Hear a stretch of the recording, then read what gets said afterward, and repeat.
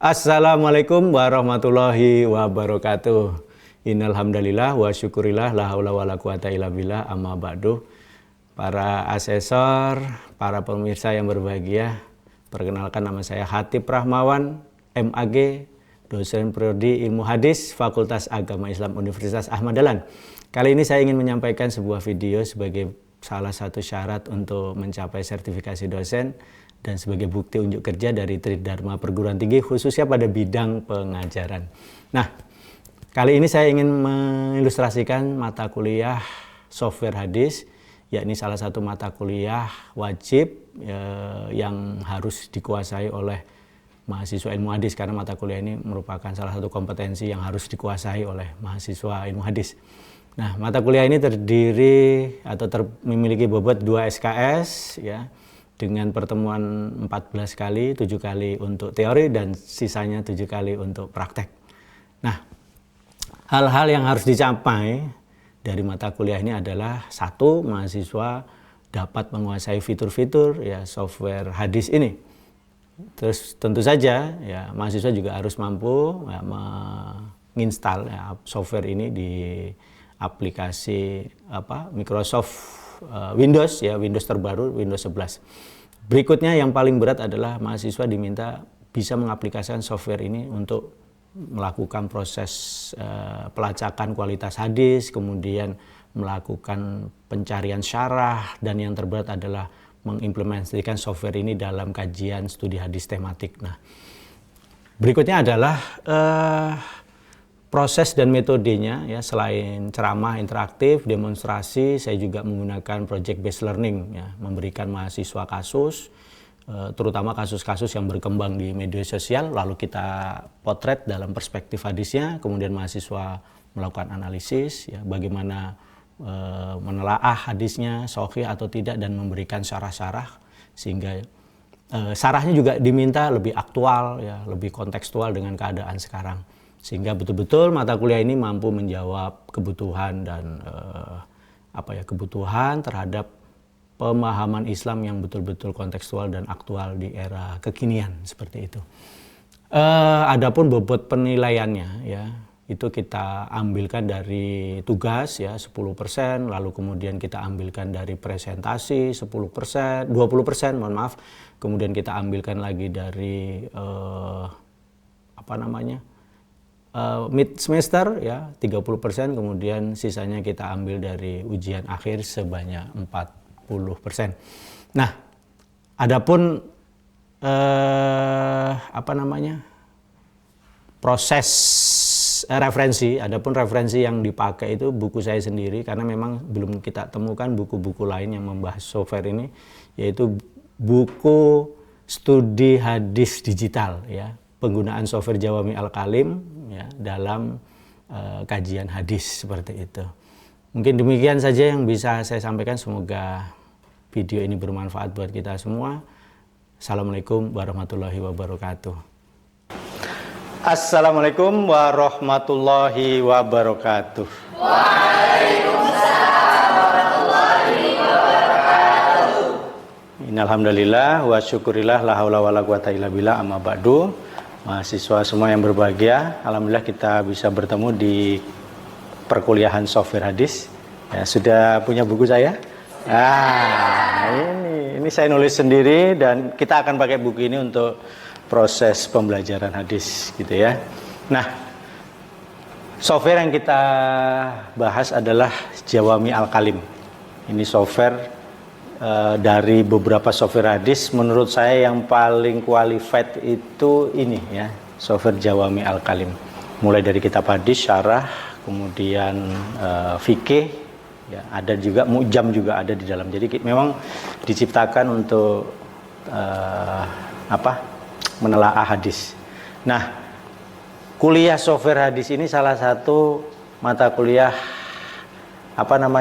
wajib yang paling enggak mahasiswa ilmu hadis itu harus khatam ini ya. Kalau enggak khatam ini bahaya gitu ya. Anda nggak bisa mentahrid hadis nanti ya. Kalau manual sekarang sudah nggak mungkin ya. Manual sudah nggak mungkin. Jadi harus pakai software sekarang ya. Kalau dulu manual tuh bisa 3 bulan. Nah, tapi dengan software kita bisa menentukan kualitas sebuah hadis itu dalam waktu yang cukup singkat ya, bisa 1 jam ya, tergantung tingkat dan kerumitan hadisnya. Jadi di software ini ya, itu ada menu paling utama yang sering kita pakai, yaitu menu bahsun. Menu bahsun ini untuk mencari hadis gitu ya. Nah, kita sering mendengar di TK-TK itu ada hadis ya, la takdob walakal jannah gitu. Nah, kita ingin melacak apakah hadis ini sahih atau hadis ini dhaif ya, karena sudah terlanjur viral di anak-anak kita ya, di adik-adik kita ya. Terus ya ini di menu bahsun ya, di sini di menu bahsun, kemudian kita tulis la takdob, lalu kemudian kita enter gitu. Nah, setelah di enter muncul di tabel sini ya. Nah, ini tabel hasil ini kutipan hadisnya, matanya itu di sini. Kemudian ini sumbernya, kemudian ini nomor hadisnya. Jadi ada seorang laki-laki ya berkata kepada Nabi, "Ausini, nasihati aku." Kemudian Nabi mengatakan la takdob farod dada miroran. Kemudian Nabi mengulanginya hingga 3 kali, qala la takdob ya. Nah, tapi yang jadi masalah kan, ada nggak sih redaksi hadis yang la takdob walakal jannah ini ada nggak gitu ya. Nah, ya, untuk melacak itu kita bisa cari ya seperti itu. Nah, di sini kata-kata la takdob muncul semua ya, seperti itu. Ada, kita menemukan di pojok sini ya. Kalau teman-teman lihat, sana. Di sini ada di sini itu tertulis 37 jumlah hadis yang kita cari, seperti itu. Nah, ini dari 37 ini kita bisa lacak satu-satu ya. Nah, ini. Nah, kita bisa lacak. Nah, ini kalau kita lacak sekilas sebetulnya hadisnya cuma la takdob. Jadi nggak ada walakal jannahnya gitu ya. Seperti itu. Nah, enggak tahu walakal jannah itu tambahan ya, sepertinya itu tambahan dari para ulama. Karena di hadis, di semua kitab hadis primer yang muncul di sini itu tidak ada kata-kata tambahan walakal jannah. Meskipun secara makna nggak salah ya. Karena orang kalau orang itu kalau sabar, nggak suka marah, itu kan akan mendapatkan surga, jelas itu. Tapi kalau mudah marah, emosi, mutungan, nah itu memang bermasalah. Apa Ustaz mau tanya? Ya. Melalui software ini, apakah kita bisa melacak bagaimana kualitas hadis tersebut? Kalau misalnya bisa, bagaimana caranya Ustaz? Ya. Jadi salah satu keunggulan software ini memberikan memberikan jawaban instan kepada pengguna software ini, apakah hadis ini secara umum itu sahih atau tidak gitu ya. Jadi kita akan mendapatkan kemudahan secara umum untuk melihat hadis ini sahih atau tidak. Nah, caranya cukup sederhana ya. Untuk melihat apakah hadis ini sahih atau tidak, di sini ada menu hukmul alal matni. Nah, di sini ini ya. Nih. Nah, itu nanti kita tinggal klik ini ya. Nah, muncul seperti ini ya. Nih, lihat teman-teman. Nih. Berdasarkan survei ya, hadis ini sudah merangkum dan merekap semua hadis di berbagai macam kitab hadis primer itu.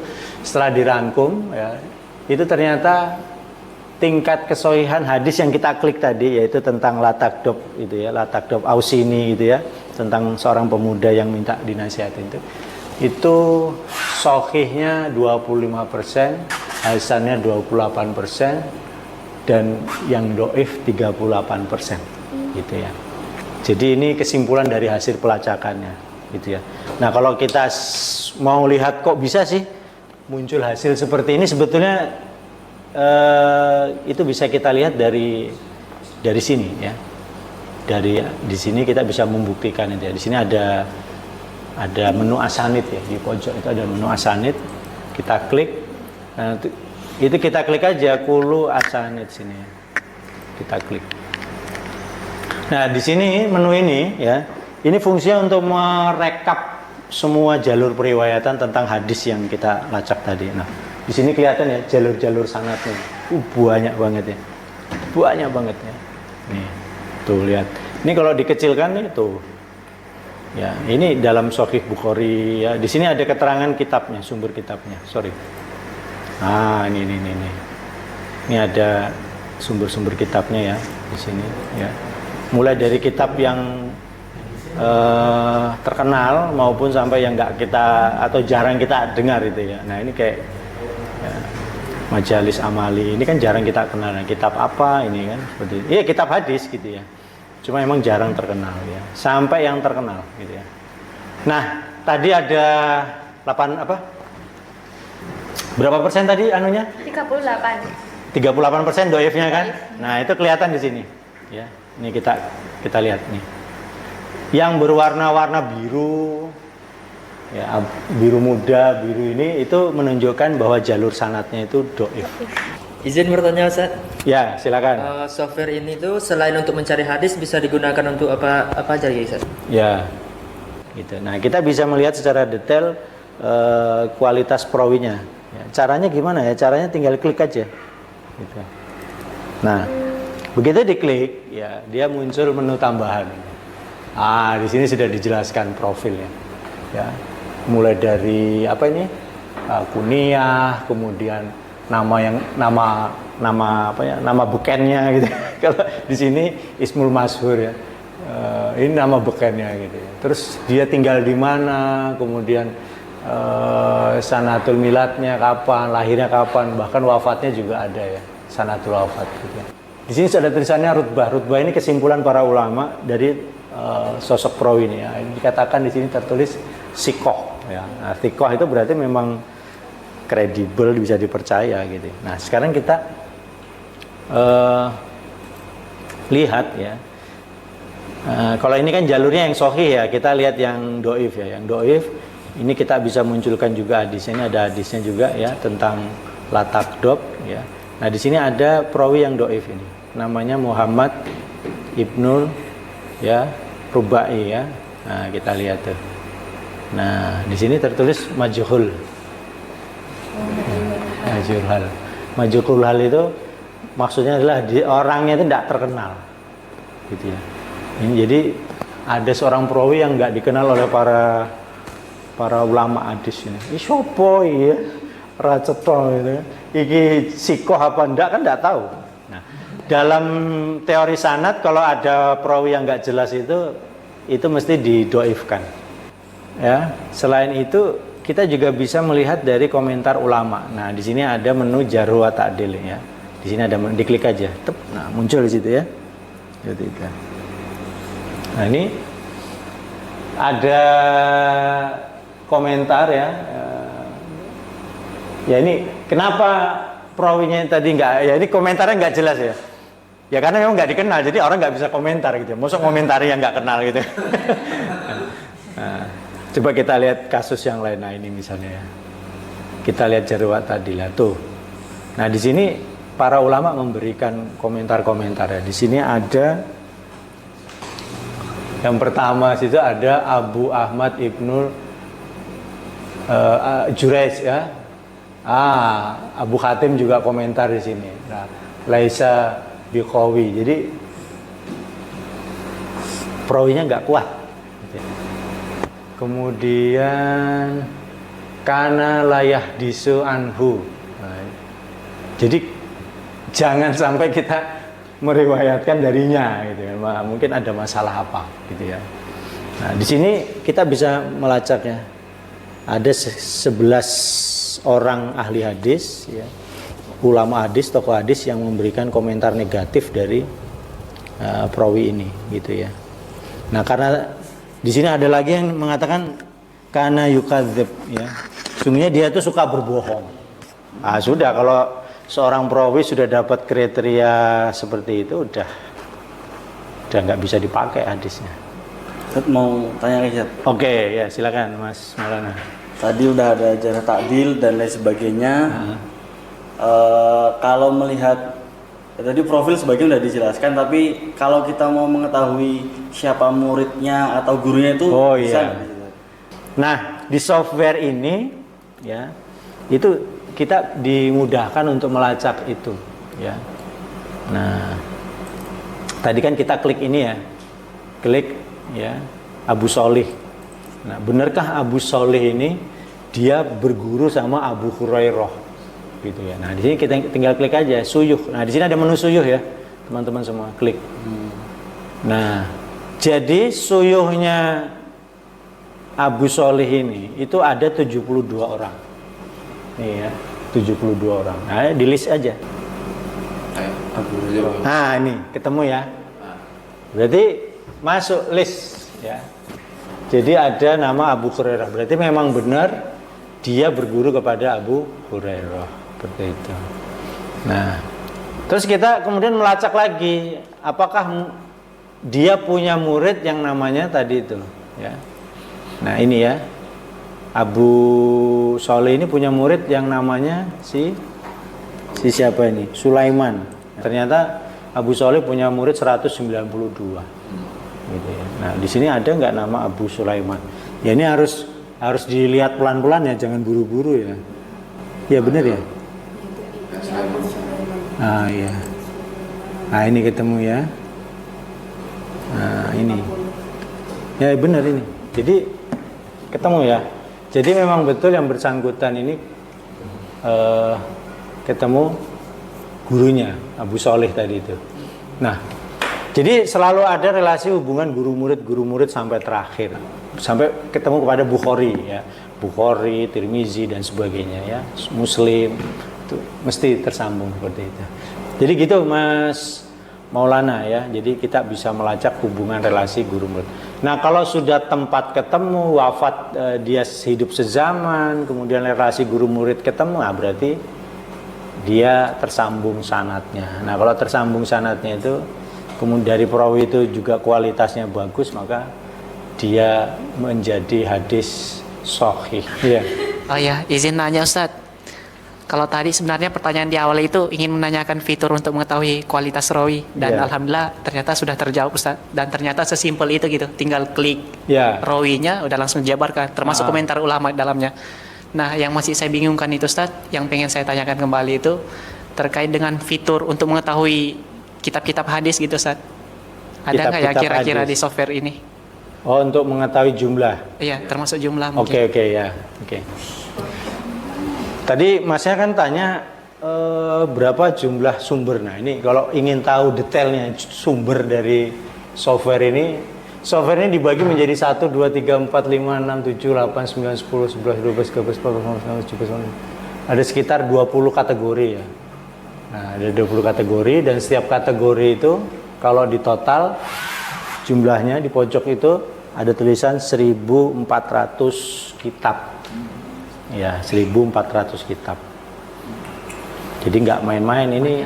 Kalau ruang kelas ini kita jadikan fisik semua ini, itu nggak cukup itu. Iya toh? Misalnya satu sumbernya kitab yang kategori sahih, ya sahih sama ini apa sih? Saya harus buka kacamata. Sama mustakhraj ya. Nah, ini sekitar ada 9 kitab ya. Ada kriteria sunan dan muwatta, itu ada sekitar 19 kitab ya.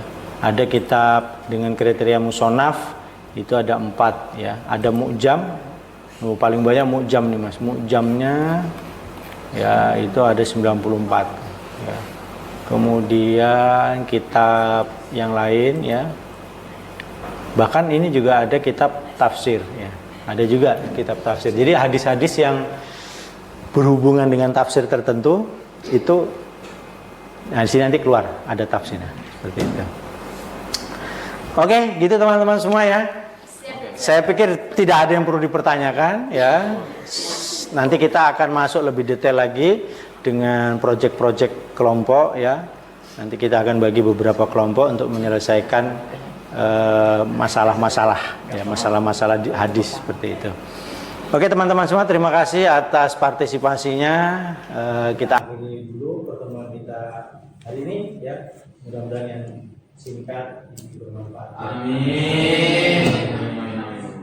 Selamat akhir pekan ya. Assalamualaikum warahmatullahi wabarakatuh. Waalaikumsalam.